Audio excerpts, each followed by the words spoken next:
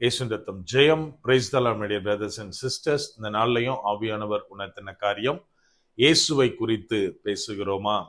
ஆவியானவர் உணர்த்தின வசனம் அப்போஸ்தலருடைய நடபடிகள் அதிகாரம் 4 வசனம் 20. நாங்கள் கண்டவைகளையும் கேட்டவைகளையும் பேசாமல் இருக்கக்கூடாதே என்றார்கள். For we cannot but speak the things which we have seen and heard. Acts chapter 4 verse 20.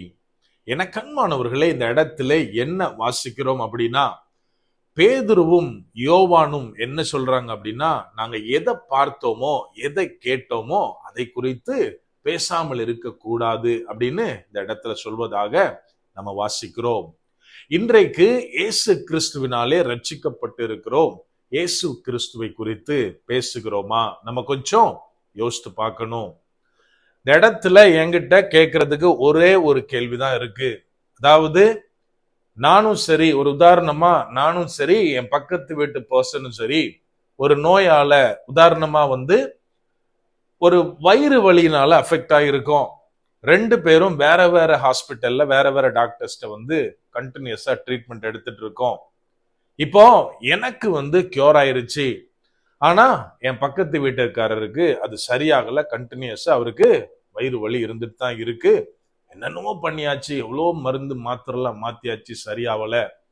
இப்போ நான் என்ன பண்ணணும்? நான் பார்த்த ஹாஸ்பிட்டலை அவருக்கு ரெஃபர் பண்ணணும். ஏன் அப்படின்னா, அவரும் ட்ரீட்மெண்ட் எடுக்கிறாரு, இருந்தாலும் சரியாகல. ஸோ எனக்கு சரியான இடத்த நான் இன்ட்ரோடியூஸ் பண்ணணும். இன்னும் ஒரு காரியம் நான் பண்ணணும்.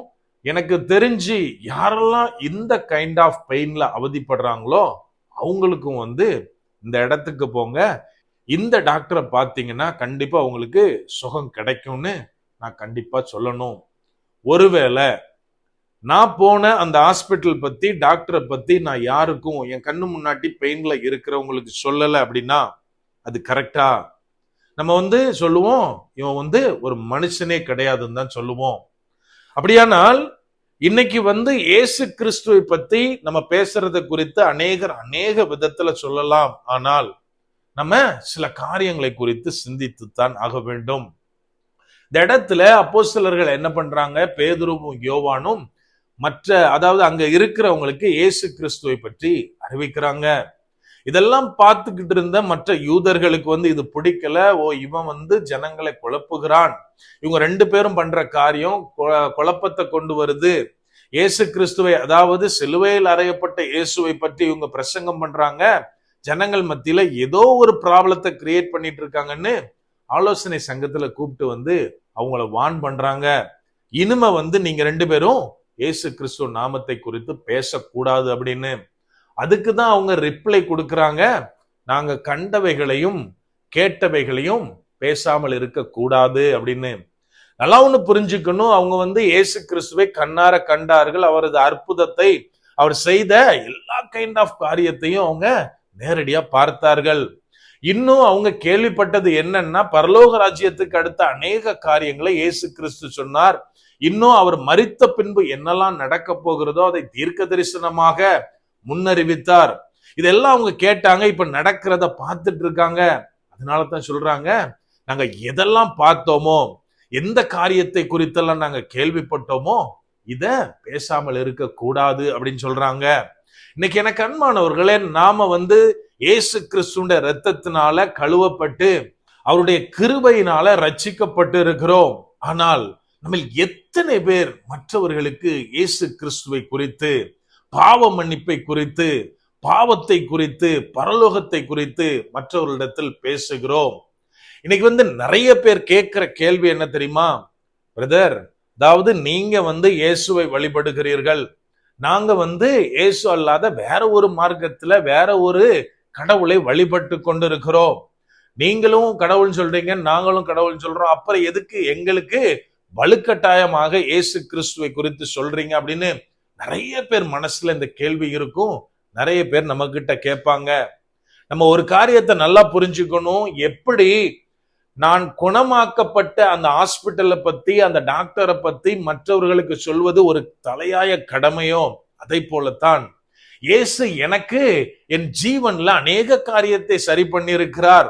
நான் இந்த மாதிரியான பாவத்துல இருந்தேன், இந்த மாதிரியான சாபக்கட்டுல இருந்தேன், என் வறுமையில வாடின தரித்திரம் என்னை பிடித்து கொண்டிருந்தது. எல்லாவற்றிலிருந்தும் இயேசு கிறிஸ்து எனக்கு விடுதலை தந்தார். என் மைண்ட் ஏதோ சூனியத்தினால கட்டி வைக்கப்பட்டதை போல நான் இருந்தேன். ஆனால் இயேசு கிறிஸ்துவை அறிந்து கொண்ட பின்பு, அவரை என்னுடைய சொந்த இரட்சகராக ஏற்றுக்கொண்ட பின்பு நான் எல்லாத்திலிருந்தும் விடுதலையாக்கப்பட்டேன்.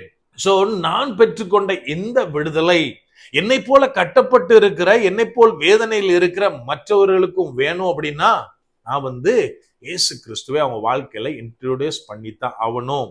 இன்னும் கூட இந்த உலக வாழ்க்கைக்கு பின்பு நான் நித்திய வாழ்வை பெற்றுக்கொள்ளணும் அப்படின்ற காரியத்துக்காக இயேசுவை ஏற்றுக்கொண்டு நான் அவருடைய போதனைகளின்படி வாழுகிறேனா? அப்படியானால் நான் மற்றவங்களுக்கும் அந்த காரியத்தை சொல்லி கொடுக்கணும்.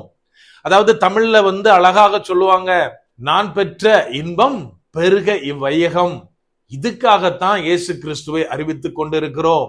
அதாவது நான் மட்டும் ரட்சிக்கப்பட்டா போதாது, நான் மட்டும் ஆசீர்வாதத்தை பெற்றுக்கொண்டால் போதாது, நான் மட்டும் நித்திய வாழ்வை அடைந்தால் போதாது. மாறாக என் கூட இருக்கிறவங்க, அவங்க எங்களுக்கு தெரிஞ்சவங்களா இருந்தாலும் பரவாயில்ல, தெரியாதவங்களா ஈவன் வேண்டாதவங்களா இருந்தாலும் பரவாயில்ல, அவர்களும் இயேசு கிறிஸ்து வழியாக நான் பெற்றுக்கொண்ட எல்லா சந்தோஷத்தையும் பெற்றுக்கொள்ளணும் அப்படின்ற காரியத்திற்காகத்தான் இயேசு கிறிஸ்துவை அறிவித்துக் கொண்டிருக்கிறோம்.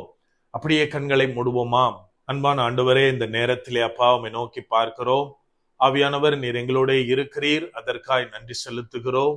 அப்பா, நீர் எங்களுடைய வாழ்க்கையில தந்த உமது ரட்சிப்புக்காய் நன்றி செலுத்துகிறோம் தகப்பனே. அப்பா, நாங்கள் ஒவ்வொருத்தரும் உம்மை குறித்து மற்றவர்களுக்கு அறிவிக்க ஆவியானவரே நீர் எங்களுக்கு கற்றுத்தாங்க. ஏதோ ரட்சிப்பின் சந்தோஷம் எங்களுக்குள்ள மாத்திரம் இருந்துடக்கூடாது. ஆவியானவரே, மற்றவர்களுக்கும் அதை நாங்க கொண்டு செல்ல நீர் எங்களுக்கு கிருபை பாராட்டுங்க.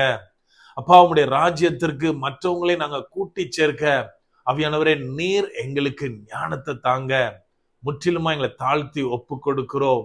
பலப்படுத்தி ஆசீர்வதிங்க. மீட்பர் இயேசுவின் மூலம் ஜெபிக்கிறோம். ஜெபம் கேளும் எங்கள் நல்ல பிதாவே. ஆமென். God bless.